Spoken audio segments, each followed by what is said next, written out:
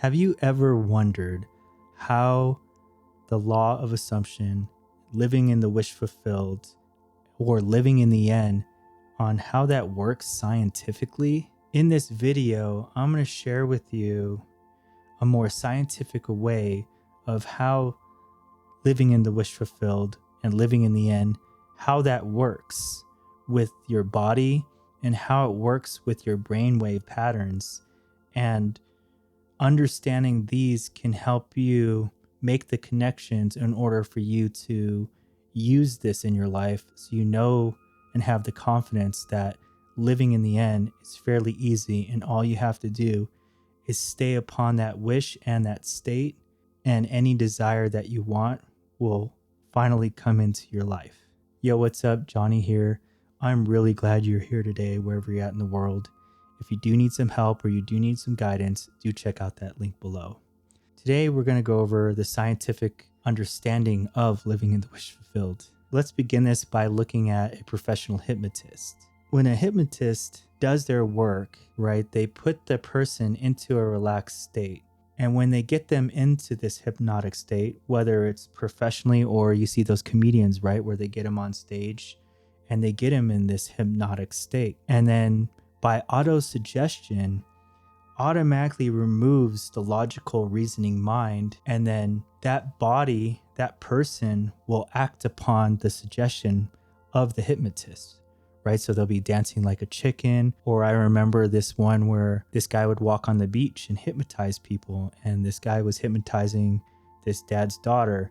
And after a while, it was funny, but after a while, the dad was like, no, he had enough. He was like, I'm done. The proof shows that through suggestion that you can act upon those if the mind, the conscious mind, believes that it is true. And there are lots of other scientific case studies on autosuggestion and the subconscious mind, and proves that a lot of it is based off of that to create reality. So how does this suggestion work to the subconscious mind? Let's talk about brainwave patterns. So there are 4 brainwave states. The first brainwave state is delta. That is our deep sleep, right, when we go to bed. Theta is known for deep relaxation. Alpha state is general relaxation. And this is the meditation of the emotional free state, meaning there is no emotion in this meditational state when you're in alpha.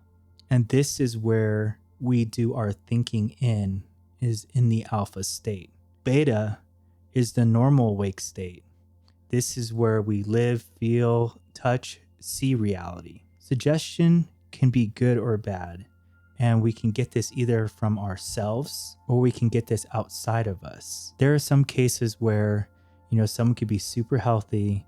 Next thing you know, they get told by a professional saying that they're going to die. And next thing you know, the next couple of days, they look like their body's falling apart because they believed an external source of what is true. So it put it into its own mind that is true. So then it goes down into the body and starts reacting to the suggestion because what we believe to be true is. So the subconscious will take that as fact and bring upon that into our reality.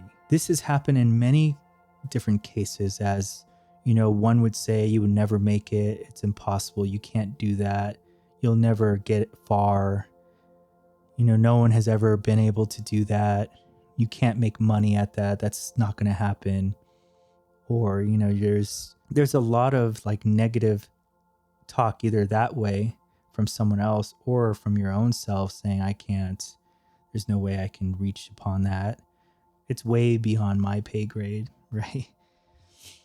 So we definitely have to be a little bit more aware of what is being suggested, right? Because whatever is being impressed onto the subconscious can be expressed. The hypnotic state, which I talk about with the hypnotizing, is also in the alpha brainwave state. What's more interesting about the alpha brainwave state is that you can access this through meditation as well as before sleep, which we practice sats at. And it's also when you're in a relaxed state, such as laying in a chair or laying back about to take a nap. Neville explained this differently, but the scientific way and the reason why he always said to lay back and get in a drowsy state or to do it before bed or just to do sats in general is because, or even during naps, he would tell you to do this and get into that state.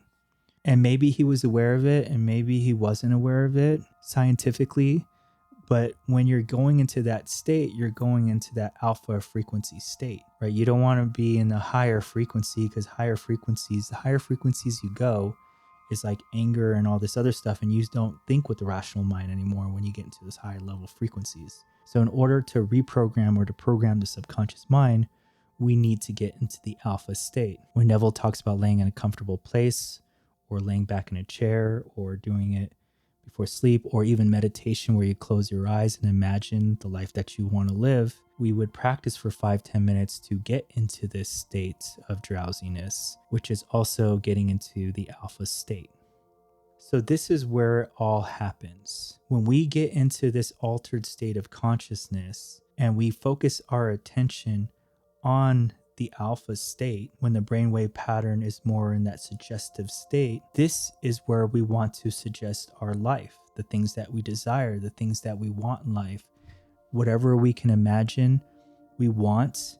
When you get into this mode, it can be anything that you want. You can think of a car, you can think of the relationship you want, you can think of something that you want now, and you can shift into that by imagining the state in your mind and suggesting it to your subconscious. And eventually this thing will come into your reality. I'm going to go over the conscious mind and the subconscious mind so you can understand a little bit on how to program it, okay? The conscious mind is your gatekeeper. It's going to protect you from any suggestion from others outside of you, as well as it protects you from unwanted false suggestions from anything outside of you or even yourself. It also has the power to reject any suggestions that comes your way. And then none of that can ever be impressed, right?